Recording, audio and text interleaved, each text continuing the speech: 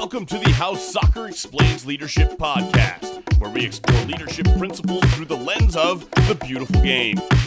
Welcome back to How Soccer Explains Leadership. Thanks again for being a part of the conversation that we get to have on this show. I'm Phil Dark, your host, and my co-host Paul Jobson and I absolutely love bringing all this great content to you. These great interviews that we get to have with people from the world of soccer, people who have learned lessons from soccer and sometimes other sports, and how they're using those lessons in their lives, in their leadership, in their families, in every relationship that they have.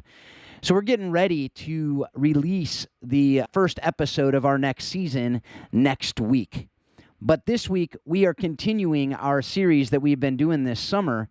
It's really just a break from the normal to give Paul and I some time with our families and to do some of the stuff that we do in our respective ministries. So this week, we have our last lost episode of the Coaching Character podcast. This podcast was a podcast that I did with a friend of mine, but we never released most of the episodes. And so we thought, what better place to release those episodes but on this show, because it's a very similar mission on that podcast. We really are wanting to help coaches understand how to incorporate character, integrity, all these really important life principles into our coaching.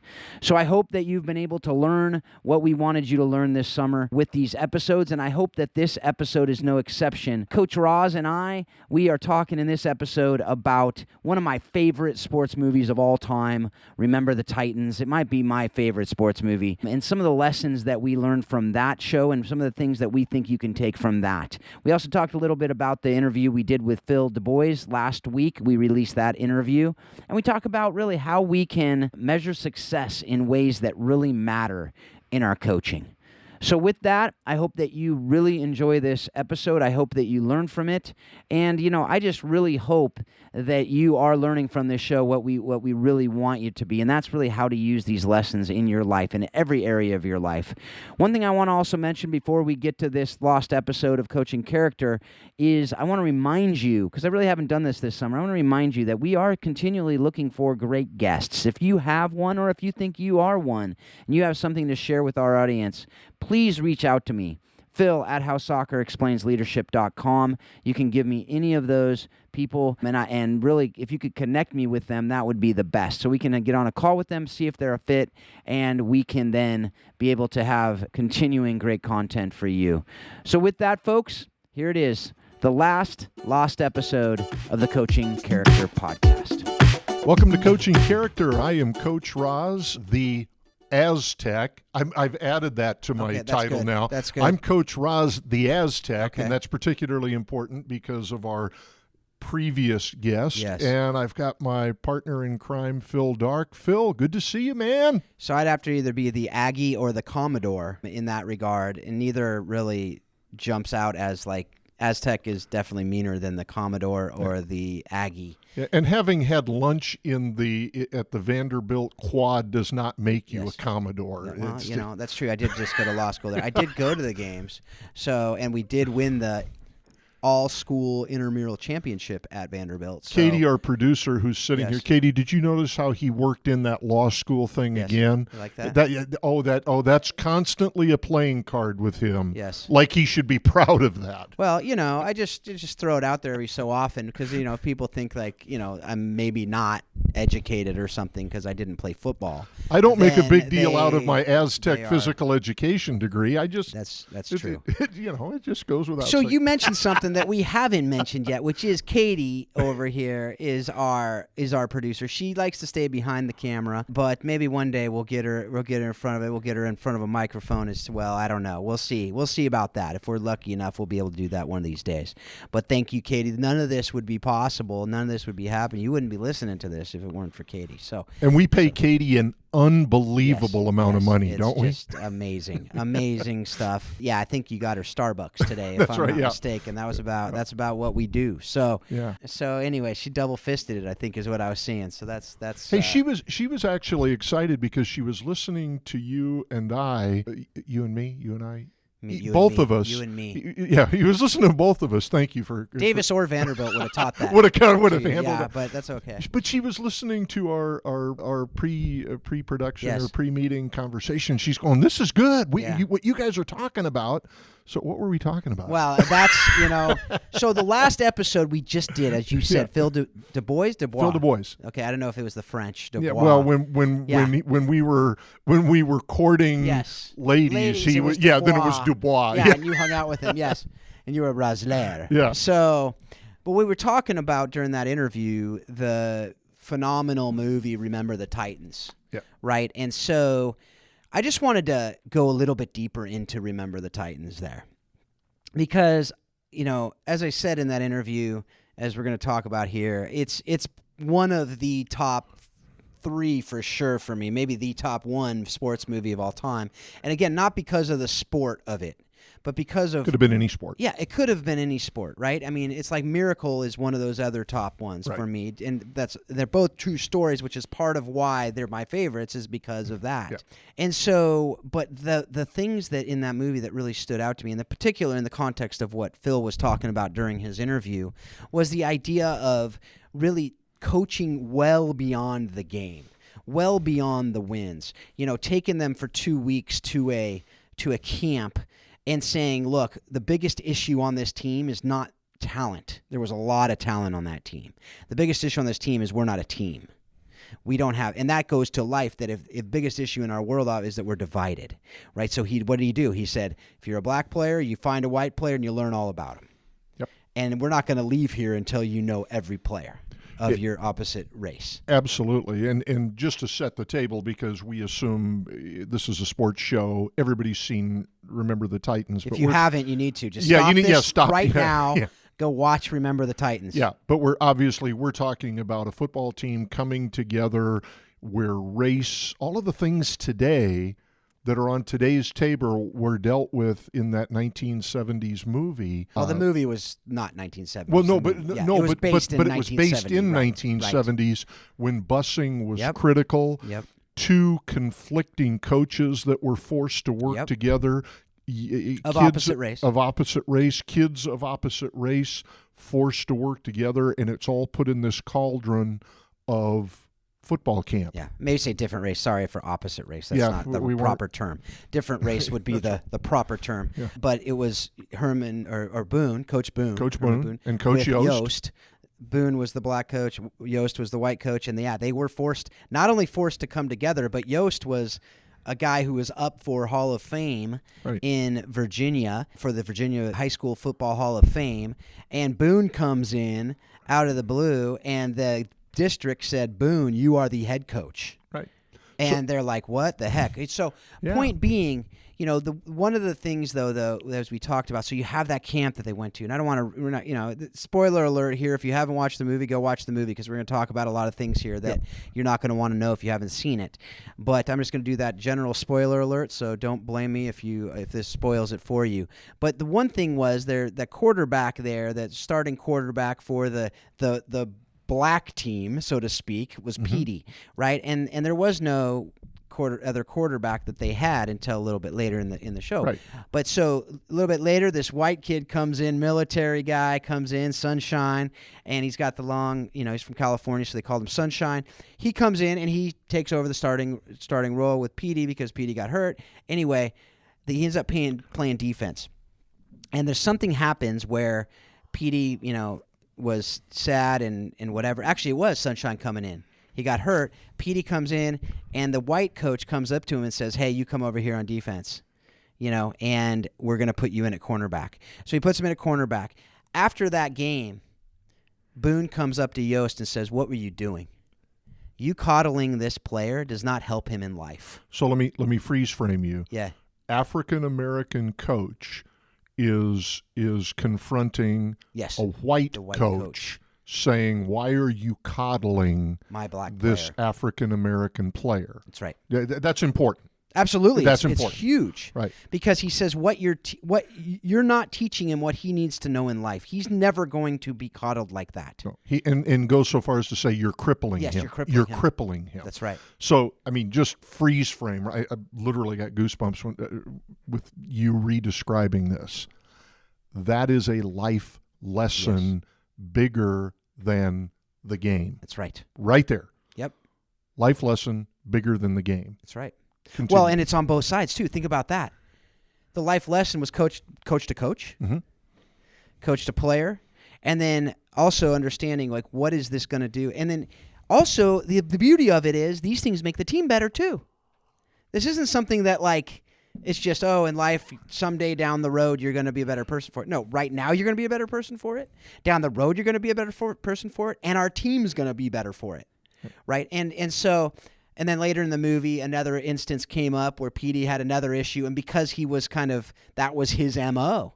When he had an issue, he pouted and he went off. And that was his winning formula. Right. Yeah. His pity party Yeah. for me.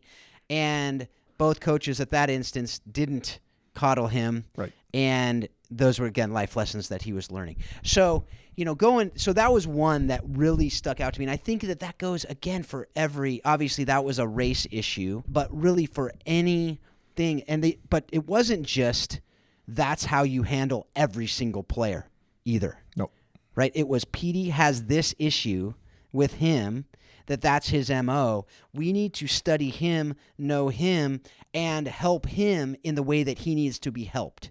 So if it was the white kids, you might not treat them in the same way in 1969, 1970, 71, whatever it was, Virginia, right? You treat them differently in that regard. Maybe knock them down a little bit and say, that's not the way to live, is this entitlement mentality, which we probably have a lot more today. So, these are all things that it's studying the player, knowing what he or she needs, pour into that in the way that they need it to be. But that takes a lot of time, takes a lot of energy, and you have to, be very, very, very intentional in everything that you're doing. And are you a coach, again, staying right in that scene and in that moment, are you willing to sacrifice and have possibly the best player on the bench for a period of time for a life lesson? Right. Tough decision. Absolutely. Tough decision. And that's where talking about what we were talking about in the episode with Phil Dubois. What is the success measure? Yep. Right? Is the success measure that we're going to win and we got to have this best guy? The best thing, or is the success measure whether they are successful down the road? Right? Because Petey, in that moment, if you're looking at just the team, the coach, Yost, the white coach, thought, I can use this guy as cornerback because my cornerback's getting burned every play because he doesn't have the speed. And I know Petey's faster than, I forget, it was Ryan Gosling character. I can't remember his name in the movie. Yeah. But, and that goes to another issue we can talk about in a minute. Katie just perked up when you said Ryan Gosling. Ryan Gosling, yes, and as did my entire female contingent when we were watching it. My 15-year-old daughter, who had zero desire to watch the movie, all of a sudden saw some of these guys and like, well, maybe I'll watch this movie. But I didn't mind that the ulterior motives sometimes work in your favor. So, but, I think that was something that he said that could have helped my team win. So let's pull him here. And it was very short-term focused, right? If he has again, and that's what Boone came in and goes, basically what he said is you have to have this kid's long-term in mind. We're not going to have a short-term gain for a long-term loss here. We're going to make sure that this kid we're going to give him exactly what he needs for life. And that may mean we lose this game. Right? And even for that Ryan Gosling character, sometimes you're going to get burned. I as you were speaking here, a couple of things dawned on me. One is, you and I have done several of these podcasts, and I have never seen an excitement with you and an animation with you. Than talking about football? Well, talking about my sport rather than your sport, because I also watch Kicking and Screaming, which is my sport, and that's a fantastic movie anyway, different reasons. So, but here was the second point. If you're a coach sitting and listening to us going, well, okay, I'm a youth coach in Folsom, California.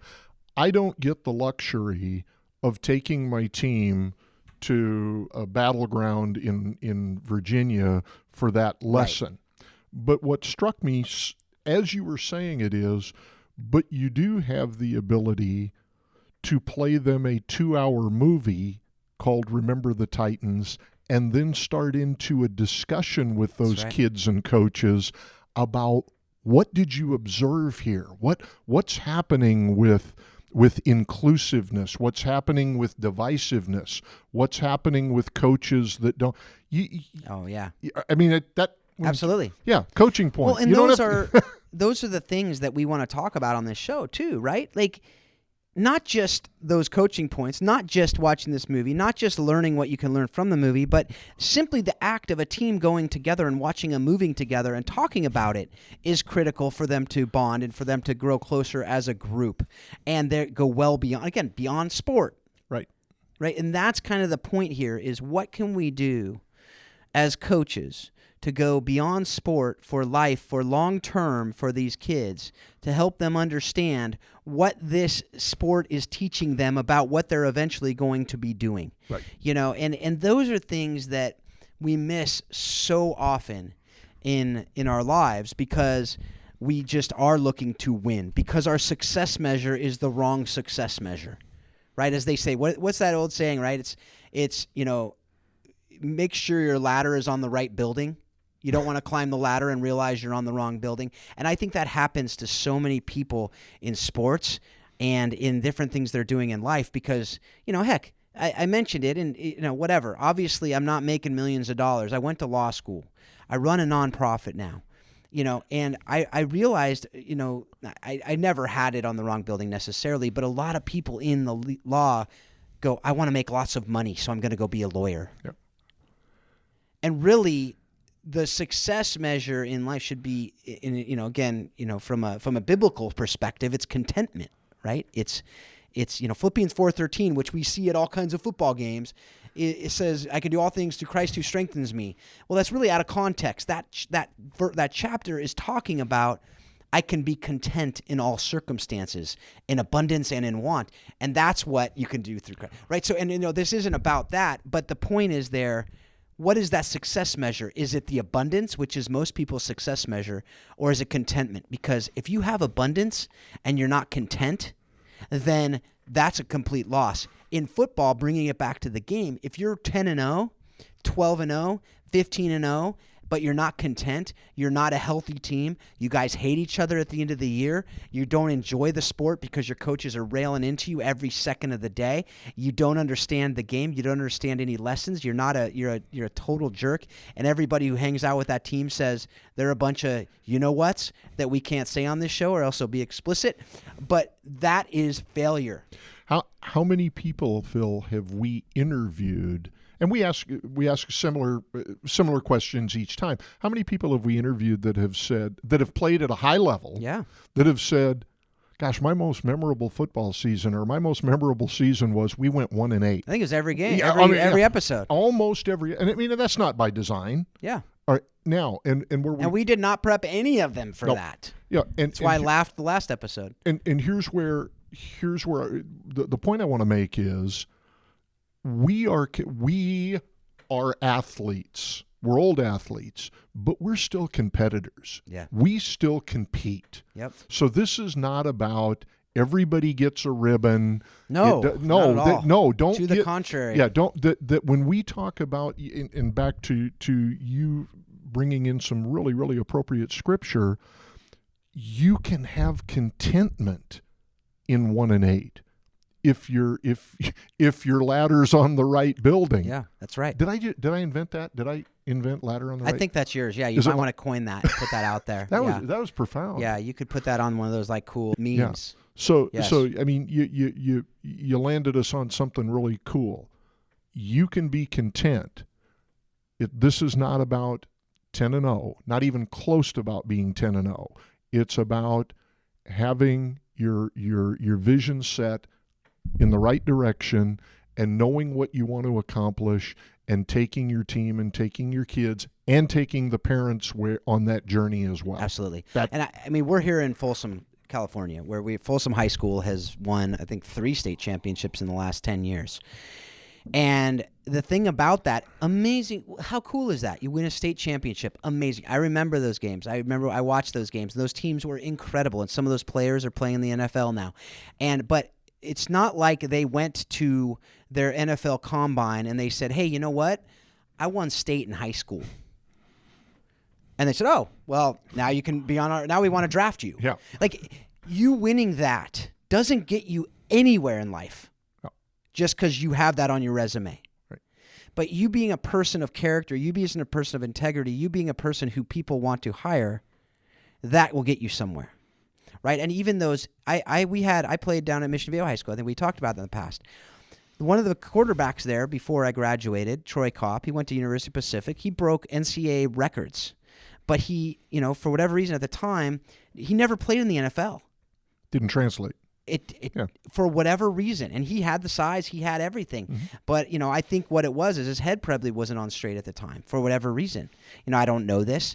I haven't talked to him about it, but that's my guess because he's not alone in that, right? There's a lot of those guys who make it and then they just don't have their head on straight, or they get into drugs, or they get into something else, or they don't have the character, and coaches don't want to take a chance on him. How many times have we seen that where an amazing player is getting arrested or has a domestic abuse or has something else because they were never taught those life lessons? They were coddled, they were entitled, all these things that we talked about in Remember the Titans, right? So those are all things that I look at and go, these are all lessons we can learn from and we can teach others about life and about how we can, and I do want to emphasize again, because the last thing I want you to hear out there, folks, is that we're saying that everyone needs to get a participation trophy. And, if you don't win, you still win. And no, there is winning and losing. Yep. But the point, and you will learn a lot in winning and in losing. And if I go out there and I'm coaching my team, I want to win. I will tell you, we always do team goals at the beginning of the season. And it always irritates me like nothing else when they just say, oh, we just want to have fun. I'm like, no. We want to win. And we will play to win. But that's not the success metric, if that makes sense. And it can be a both and it needs to be a both and. And I also get mad at them if they just say, oh, we just want to make CIF. We just want to make the playoffs. I'm like, what kind of goal is that? That's like saying I want to be mediocre. No, we're going to strive we want to win CIF. We want to win the region. We want to win state, and so, and that's the goal that will push you to that. But here's again, I think we've said this dirty little secret before, and I'll say it again. The dirty little secret that I have for my teams is the way you will get there is by having character. The way we'll get there is by loving each other. The way you will get there is by being leaders and servant leadership on this team. Those are the things that you will get you there. And if you get there either by other means and other roads, that's like making it to the Millionaire Club by being unethical. Right? Like, There are ways to get there, but you can cheat, you can steal. I remember there was a team in our league, I'm not going to name any names, when I was a kid, when I was in high school, and they won CIF championships. They won playoff championships, but they were cut blocking all the time, and they were spying on practices, and they were doing these other things that they got there. Okay, but what are you teaching? What are you learning from that? Like, at the end of the day, you win, and in your heart of hearts, it's an asterisk on that. And in our heart of hearts, that's not going to get you to that next level. So what do you think of that? You're exactly right. And as you're talking about, we would like to win, because let's face it, it is more fun in general to win than it is lose. Yes. So let's be clear. Not general. Yeah, every time. Yeah. I've never had a ton of fun losing. Right. Unless, even with my kids, I want to win. But back to your CIF. You got kids that want to set the goals of CIF. That's great. Then we're going to have more character, more love than if our goals are 500. That's right. So you want to set those high goals. That's wonderful, because the formula to get there increases also. That's right. And the formula includes sacrifice, community service, serving others, empathy, those things, it not being about me. That's right. They've just raised the price of poker. So I totally agree with what you're saying. as I'm moving back to the movie theme a minute, and I'm combining things. Yes. Phil's interview. Yes. Where Phil was saying, learning how to learn. He's doing work and research and papers on learning how to learn. Now, go back to Remember the Titans for a minute. Remember the big guy who said, Yep. I'm not going to college, Coach. I'm a self-aware guy. And Coach says, do you remember this? Coach says, brings him up and whispers in his ear, bring me your grades every week. Yep. Bring me your grades every week. That came from the coach. Yep. From a kid that did not think he was college bound. That's right. And then later in the movie, the kid says, Coach, here's my grade point average. I'm going to college. Yep. That's learning. That's coach's influence. That's right. Yeah. I mean, and what he also said, if you remember, when he said, bring me your grades, do you remember what he also whispered into his ear? I'll tell you right now. He said, if you don't go to college, it won't be because you're not able. Right. Yep. It won't be because of your grades. It won't be because you're not smart enough. Yep. Yep. And that, again, is understanding that player to know what he needs to hear in that moment to be able to get him to where he's going to go. Because if all he said was, just work harder in class, right, that's not going to cut it. What did he say, though? He said, I'm with you in this. Bring me your grades. Yep. I will help you. I will help you get up to what you need to be able to do. And that was implicit in bring me your grades, was I'm in this with you. And now we're carrying this out, and I'm speculating. But take that same kid who dad may or may not be in the picture at that point in his life. My speculation is, even if dad were there, the voice of the coach on that subject at that given time was probably a much louder voice and a much more impactful voice than the voice of a parent. Absolutely. Absolutely. Yep. And I do want to go back and say one more thing about the goals that I'm setting for my teams. Yep. When I say that I get upset when they don't have that CIF playoff championship as their goal, it's because I know what they're capable of, right? Because I want to make that distinction, because if you're talking, and it's also varsity high school sports, sure, right? That is a choice that they're out there to come. And I know what they're capable of because I've seen them play. I know what they're able to do. But take Phil, Dubois, where he says, just give me the worst players, or just give me the players nobody else wants. That's a different... The Phil Darks. That's a different... Exactly. That's a different goal. Right. Right? You know what I'm saying? Like, those kids, if they said, hey, we want to win 3 games, that's a stretch for them. Right? I'm just saying, when I say those goals, when I say winning is important, it's obviously in the context of knowing what you're capable of, and your goals should be higher than what you think would be an easy thing, right? Because what they say, the best things happen on just the other side of comfortable. Mm-hmm. When you're, maybe not just the other side, way outside the comfort, but on that side of the fence that is really uncomfortable. I think maybe it's just the other side of uncomfortable, because those are the things that are going to push you to be better. Right? I think we talked about this on the show before too, Vince Lombardi, where he says, if you shoot for perfection, you just might hit excellence. Right? Like, but if you're shooting for mediocrity, you're going to hit it almost every time, and you're never going to push yourself. So that's what I'm getting at with those things. And that's what we saw in Remember the Titans too, is Coach Boone was like, we're going to push you to where you never, ever thought you could go. And that is in life too. And what did you see when they came back from that camp? They were like now back to reality, and the one dude's girlfriend, wouldn't even talk to the black guy because she's like, I can't even, why would you even, what's going on? Are you now, one of them? And it was like, okay, now we're going back into this, but we're preparing you for what should be, right? We're preparing you. And you have that input, like you said, for that kid, and I'm forgetting his name, but the big dude. Whether he was fatherless or not, there are those fatherless kids who are struggling, and their coach is their dad in their life. Or with unhealthy fathers who, the other coach, Gosling character, his dad up in the stands, mad when he gets pulled. He's that helicopter parent that you see oftentimes too. And in a lot of times especially in high school, those are the kids that are rebelling because their parents have been helicoptering over them all their life. And so when they get a coach who comes into their life to speak truths into their life, it very well may be the same thing their parents are saying to them. that they're not listening to. Well, and to pile on to your point here, you and I are both dads, and we're both dads of athletes. Yep. And I would like to think that on most days we are a functioning family. I know, and thank goodness that my daughter does not have a microphone right now. There were times in her growing up, she's deaf ears to me. She does not hear what Dad is saying. That's right. But if Coach Ab says this, whatever it is, well, now it's gospel. And That's right. But as a dad, we're the dumbest people that God has put on the face of the earth. Well, I mean, in all fairness, I tune you out sometimes too. So, I mean, let's be honest. Was his name really Coach Ab? Did he have like a six-pack? Coach, no, it's Coach Ab. Yeah, it's Coach Ab. He is a.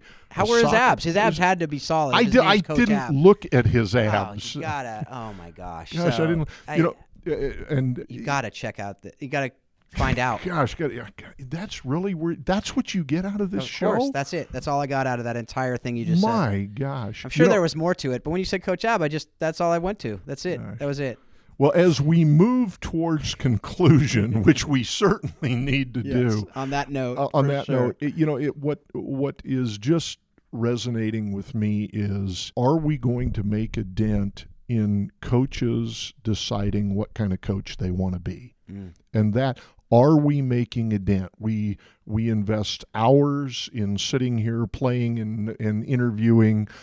Are we going to over time make a dent? When we interviewed Phil and Dubois and said, what's the answer to this?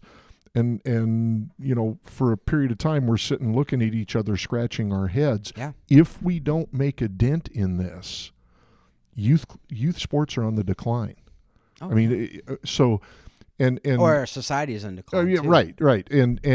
And so on this coach point, I think a much more important question than this is the kind of coach I am is, what kind of coach do I want to be?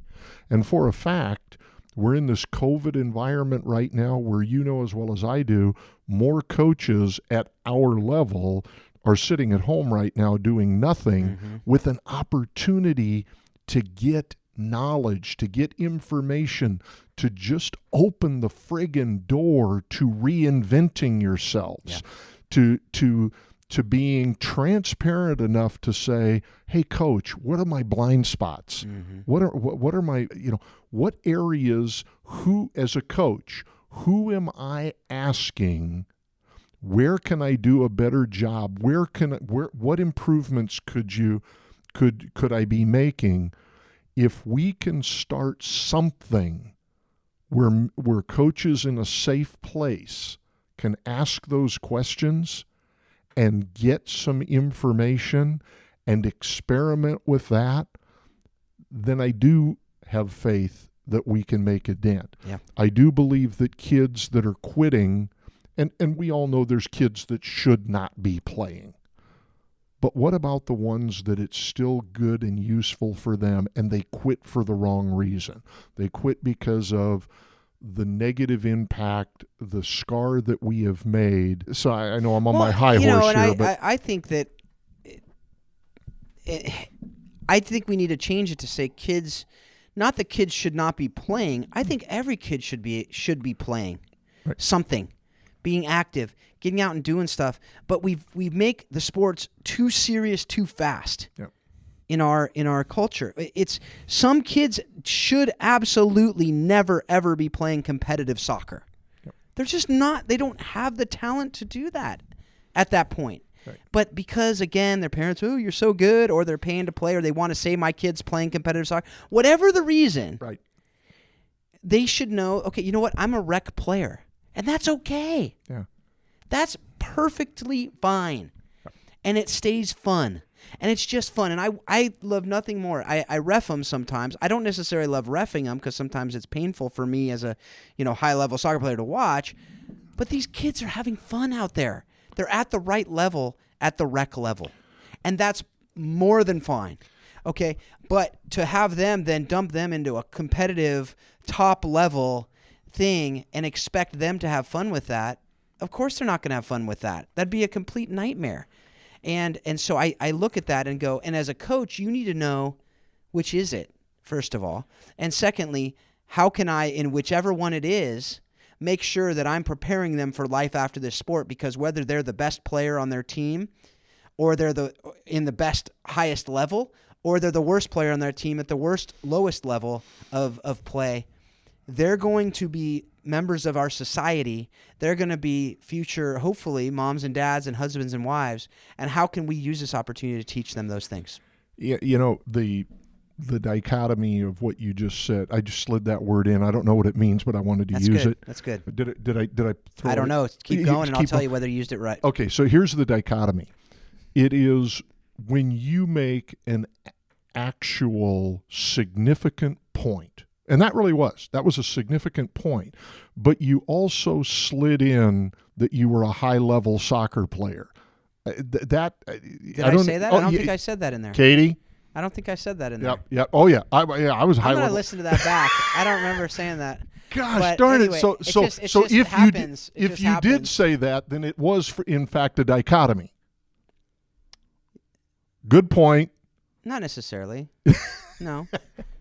I don't know what that would be. Hey, it's not necessarily a dichotomy. Point being, I think that what you said about decide what kind of coach you want to be, that goes, bring it full circle on that. Yeah.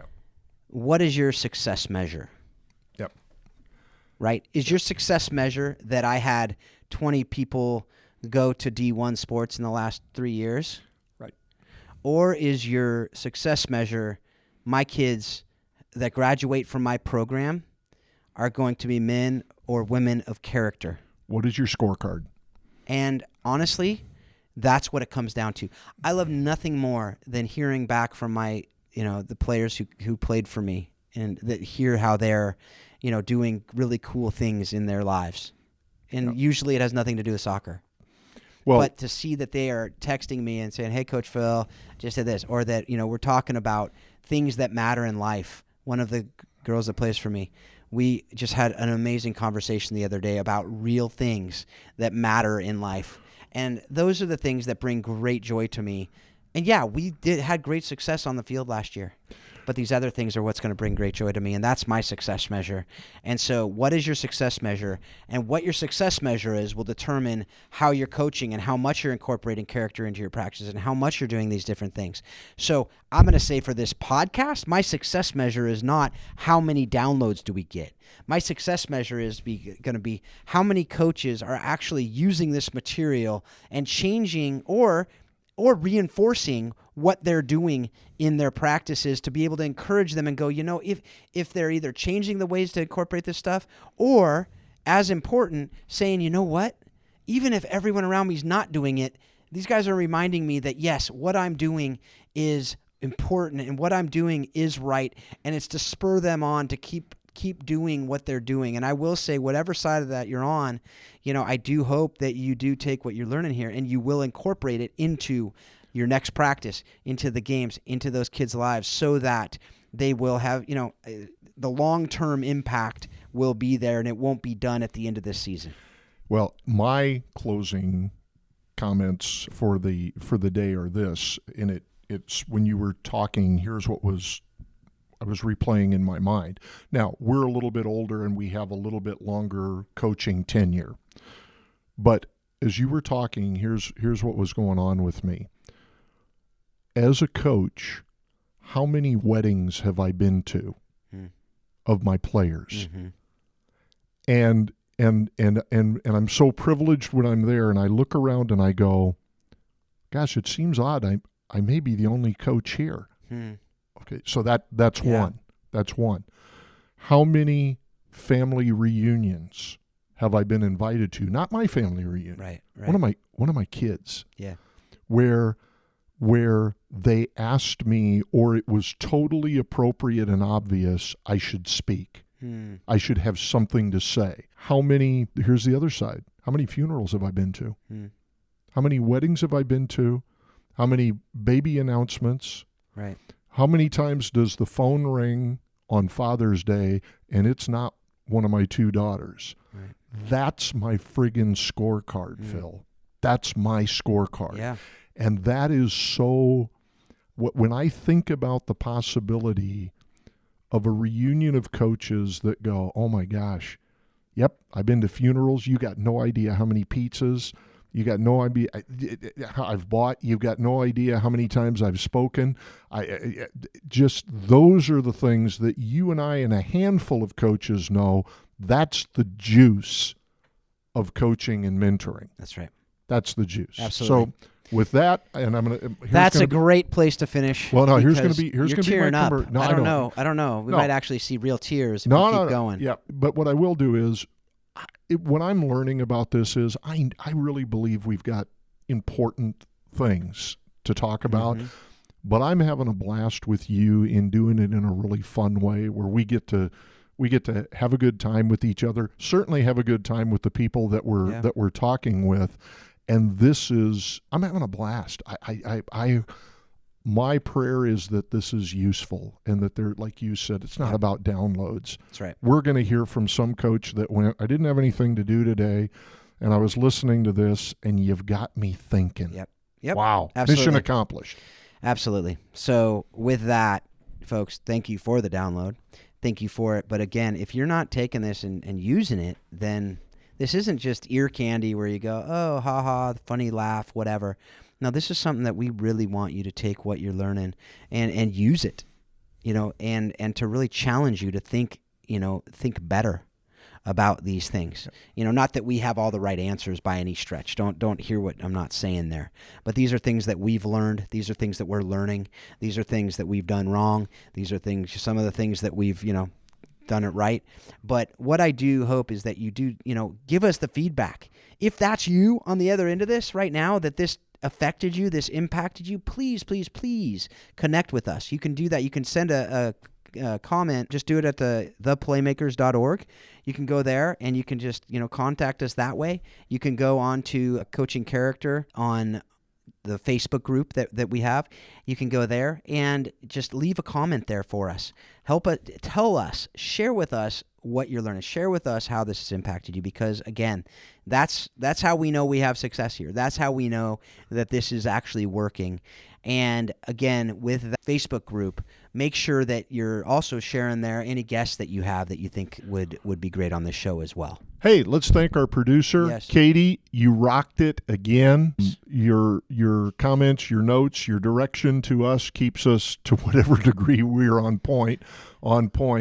She's going to come pretty soon and just tackle one of us and I was take surprised the she didn't come to the mic when you Yeah. said maybe I wish she had a microphone, because I think that was something that I was going to just do that for a second, and put the mic over to her. But yeah, I absolutely agree with that. And so folks, again, take everything you're learning here, use it to help you to coach character in the players that you have the privilege to be with at each and every practice and game and beyond, hopefully. Well, after listening to all of that again, I am once again grateful that we were able to share this content with you. We were able to share these lost episodes, these episodes that we never were able to get out to you or anybody else. And so I know that we are all continually learning if we are true leaders, because leaders are learners. And I hope that you did learn from these episodes this summer. I hope that you continue to listen to this podcast as we put together another season to be able to hopefully share with you people who you may not know. Some of these people you will know. But these are people who have great stories. They have stories, they have lessons, they have things that they've done, that they've learned from, that they get to share with us what they have learned from. And we're going to kick that off next week with a conversation that Paul and I are having just about our summer, about the different things that we've done over the summer, about the upcoming season and the different people that we're going to have on in this upcoming season.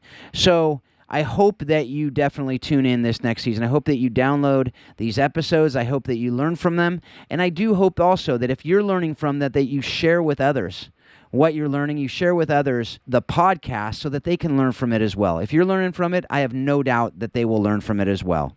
Also, if you want to get involved with what Paul and Marcy Jobson are doing with Warrior Way, you can do so, warriorwaysoccer.com.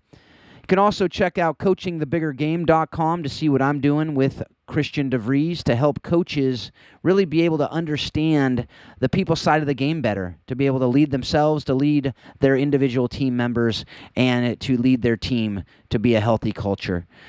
So with that, folks, we are going to sign off for this summer series. And Paul and I know why we do this is we hope that you're taking everything that you're learning from this show and you're using it to help you be a better leader, to be a better spouse, to be a better parent, to be a better coach, to be better in every relationship that you have, and to continually remind yourself that soccer does explain life and leadership. Thanks a lot. Have a great week.